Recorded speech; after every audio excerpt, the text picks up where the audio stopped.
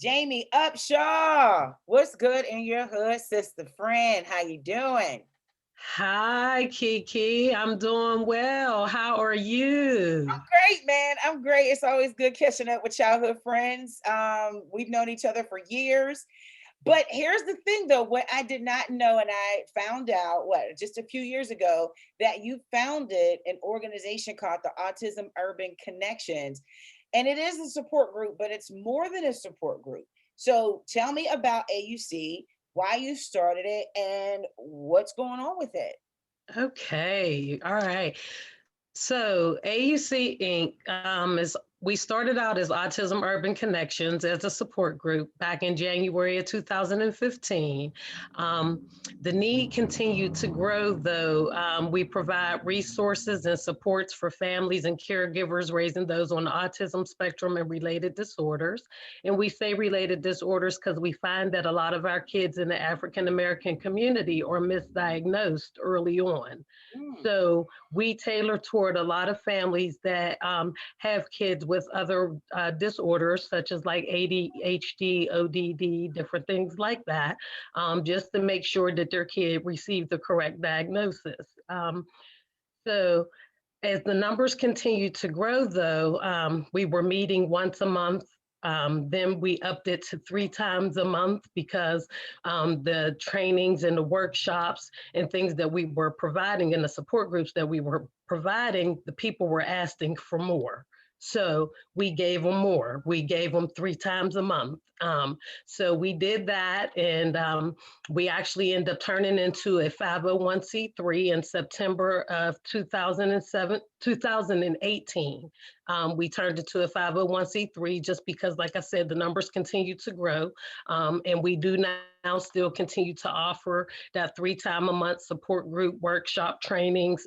We do various things. We bring in BCBAs or board certified behavioral analysts to talk about autism. Um, um, as far as the services that the kids should be receiving, different things like that. We also are real heavy on self-care for parents and caregivers because you have to care for yourself in order to care for a child with special needs. So we're very heavy on teaching self-care as well. We do a lot of training around that.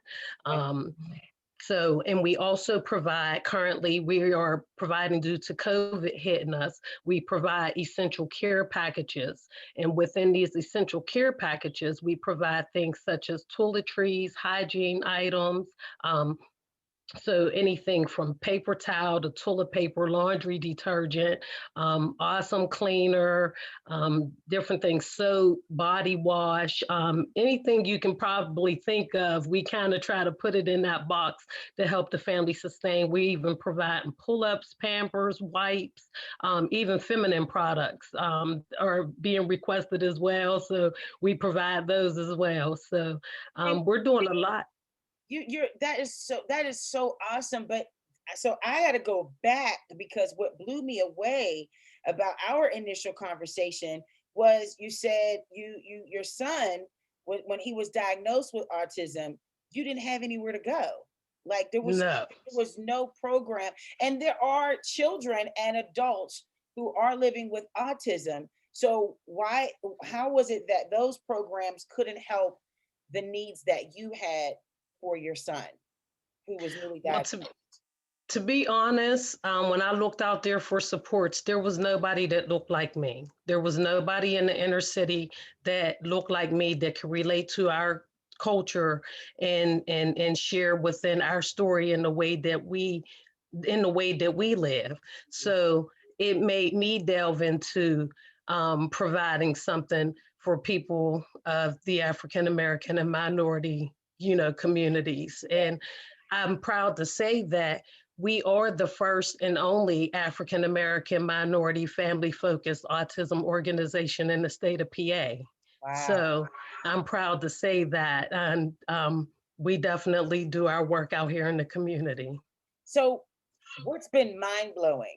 I mean, the stories, of course, the success stories, but and all the faces that you see every meeting, it's growing. What's been mind blowing for you this whole journey since 2015? What's mind blowing is watching these kids grow. I'm like in awe of watching the kids grow up. They're growing up on me, and I'm like, they're not my babies anymore. Some of them are growing up, but then we have a lot of new ones coming in. And what's mind blowing is we're getting these diagnoses now. Um, Doctors are starting to be a little bit more inclined to listening to the parents advocating for their child. Um, they're a little bit more inclined now to do the screenings and the evaluations for the children. I'm noticing. That's what's been most mind blowing is watching these kids get these diagnoses and getting the services that they need to have a good a good lifespan. So April was Autism Awareness Month, where we saw on our social media timelines memes and different quotes that encourage us to pay more attention, to pay closer attention to. And I don't want to say autistic community, but our loved ones, our brothers and sisters who are autistic. How much of a difference has that made, knowing that the nation is recognizing this? How much of a difference has that made to the cause, to the movement? I think it's made a significant difference because you think about it, autism wasn't talked about for a long time. Mhm. Um, Autism is something that's like finally coming to the forefront, and people are really recognizing it for what it is. However, there are still a lot of people that are not aware of what it is, because there is no look to a person that have autism. You can't tell if a person has autism.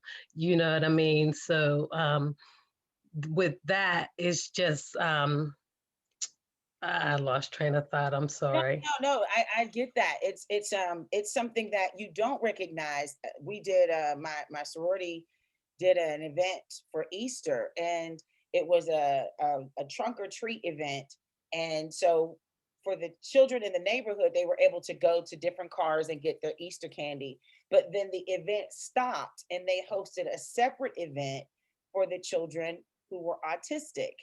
And it was quiet, it was serene, it was calm, it was tranquil, and it was inviting. And when the children came in, they, you couldn't, you didn't know if it was a child that had autism or if it was a child who did not have autism. But the Mhm. fact that there was awareness, the fact that there was attention, making sure that the candy was put in category by color, just it was respect for that community.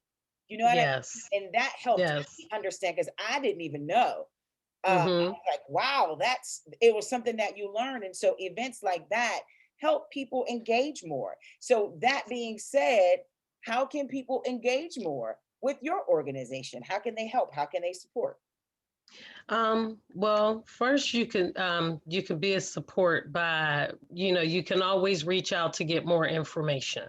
Um, we're always doing trainings and workshops, so I always encourage people to learn. We do put out a monthly newsletter to let people know what trainings and workshops and things that are going on, to give people opportunities to sign up to learn. We also do annual events, so there are plenty of opportunities to learn. That's what I always encourage people.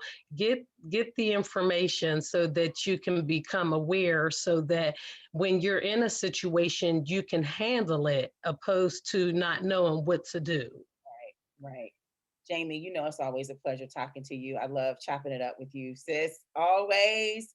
Likewise. Founder of Autism Urban Connections, Jamie Upshaw. Thank you so much. Appreciate it. We're going to have all the links at kdkaradio.com. Jamie, thank you for telling us what's good in your hood.